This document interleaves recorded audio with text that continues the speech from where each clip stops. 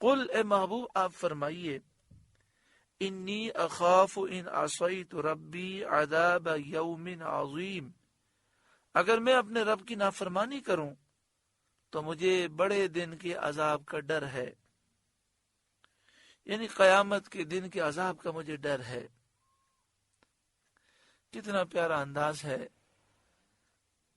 ایک مسلمان کو غور کرنا چاہیے، ایک مسلمان نافرمانی کرے اللہ تعالیٰ کی اور اس کے دل میں خوف نہ ہو، یہ ہو سکتا ہے؟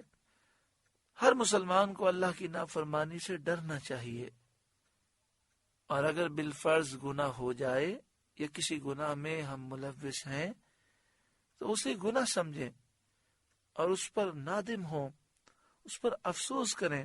گناہ میں دلیر ہونا اور عذاب سے بے خوف ہونا یہ کافروں کا طریقہ ہے۔ مَن یصرف عنہ یومئذ فقد رحمہ، اس دن جس سے عذاب پھیر دیا جائے ضرور اس پر اللہ کی مہربانی ہوئی، یعنی جسے نجات مل جائے یقیناً اس پر اللہ کا کرم ہوگا۔ وَذَلِكَ الْفَوْزُ الْمُبِينُ، اور یہی کھلی کامیابی ہے۔ وَإِن يَمْسَسْكَ اللَّهُ بِضُرٍّ، اور اگر اللہ تجھے کوئی تکلیف پہنچائے، فَلَا كَاشِفَ لَهُ إِلَّا هُوَ، تو اس کے سوا اس کا کوئی دور کرنے والا نہیں۔ یعنی اللہ تعالیٰ تکلیف پہنچانا چاہے تو کیا دنیا کے کسی شخص کی مجال ہے جو اللہ کا مقابلہ کر سکے؟ وَإِن يَمْسَسْكَ بِخَيْرٍ فَهُوَ عَلَى كُلِّ شَيْءٍ قَدِيرٌ، اور اگر اللہ تجھے بھلائی پہنچائے تو وہ سب کچھ کر سکتا ہے۔ یعنی اللہ تعالیٰ تجھے رحمت، نعمت، بھلائی دینا چاہے تو کوئی ہے جو مقابلہ کر کے روک سکے؟ یعنی اللہ تعالیٰ بیماری یا تنگ دستی یا کوئی بلا دینا چاہے تو کوئی اسے دور نہیں کر سکتا، اللہ سے مقابلہ نہیں کر سکتا۔ اور اگر اللہ تعالیٰ صحت، دولت یا اور کوئی بھلائی دینا چاہے تو کوئی اس بھلائی کو روک نہیں سکتا۔ اللہ تعالیٰ قادر مطلق ہے، ہر چیز پر ذاتی قدرت رکھتا ہے، کوئی اس کی مشیت کے خلاف کچھ نہیں کر سکتا، تو کوئی اس کے سوا عبادت کا مستحق کیسے ہو سکتا ہے؟ یہ رد شرک کی دل میں اثر کرنے والی دلیل ہے۔ یہ وہ دلیل ہے کہ جس سے شرک کا رد ہو جاتا ہے۔ دیکھیں، فرشتے، انبیاء اور اولیاء اور دیگر جو مخلوقات ہیں وہ جو کچھ بھی کرتے ہیں، ہماری مدد کرتے ہیں، ہم سے تکلیف دور کرتے ہیں، یہ اسی وقت کرتے ہیں جب اللہ کا اذن ہوتا ہے، جب اللہ چاہتا ہے تو اللہ تعالی ہمارے لیے مددگار پیدا فرما دیتا ہے۔ فرشتے اللہ کے حکم کے بغیر کچھ نہیں کرتے، وہ وہی کرتے ہیں جو اللہ کا حکم ہوتا ہے۔ انبیاء اور اولیاء وہی کرتے ہیں جو اللہ کا حکم ہوتا ہے۔ اور دنیا کے لوگ اگر ہماری مدد کرنا چاہیں اور اللہ تعالیٰ نہ چاہے تو وہ جتنی بھی کوشش کریں ہماری مدد نہیں کر سکتے۔ اللہ تعالیٰ کی مشیت کے بغیر پتہ بھی نہیں ہلتا۔ تو جب یہ ساری باتیں ہیں تو کوئی اللہ کے سوا کسی کو خدا سمجھے، الہ سمجھے، معبود سمجھے، اللہ کا بیٹا سمجھے، اللہ کی بیٹی سمجھے، اس کی پوجا کرے تو واقعی وہ نادان ہے۔ ہاں، اللہ تعالیٰ نے اپنے بندوں کو مقام و مرتبہ دیا اور اس مقام و مرتبے کو ہم تسلیم کرتے ہیں۔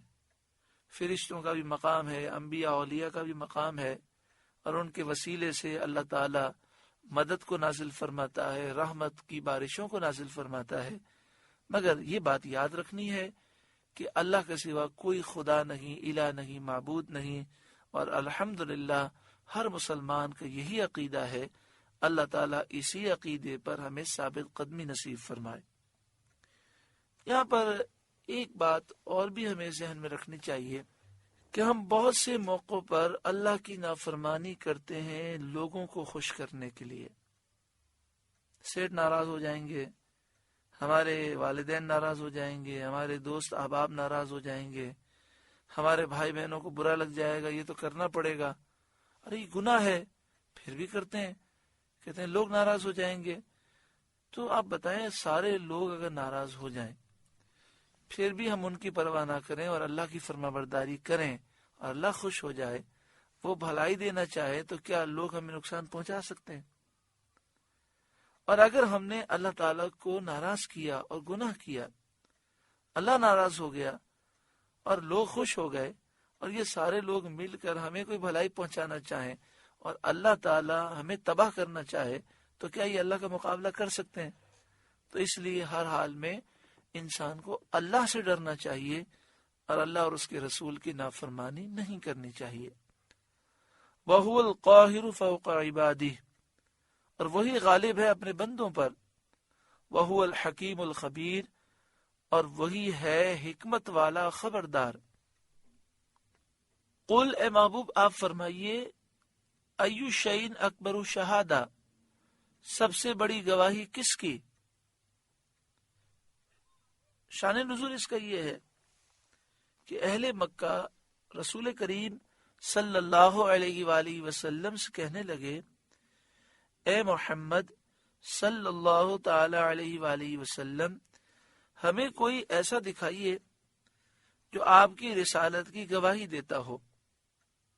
یہ آیت نازل ہوئی، قل ایو شیء اکبر شہادہ، اے محبوب آپ فرمائیے سب سے بڑی گواہی کس کی؟ قل اللہ شہید بینی و بینکم، آپ فرما دیجئے کہ اللہ گواہ ہے مجھ میں اور تم میں۔ اتنی بڑی اور قابل قبول گواہی اور کس کی ہو سکتی ہے؟ وَأُوحِيَ إِلَيَّ هَذَا الْقُرْآنِ، اور میری طرف اس قرآن کی وحی ہوئی ہے، لِأُنذِرَكُمْ بِهِ، کہ میں اس سے تمہیں ڈراؤں۔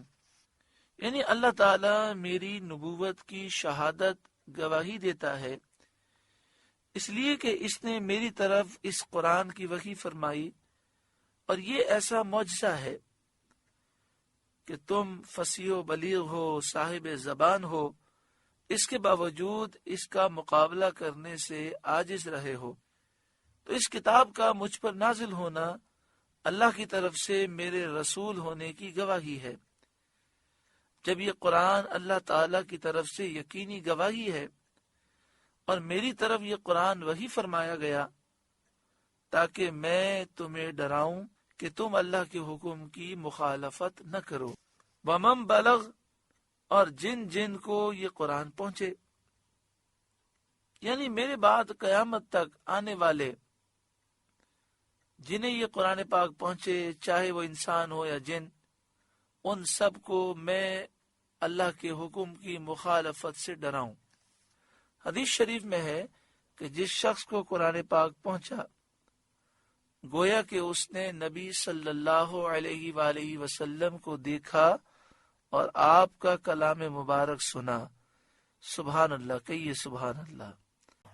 آپ سے گزارش ہے کہ قرآن کے اس پیغام کو آگے پہنچا کر ثواب جاریہ حاصل کریں۔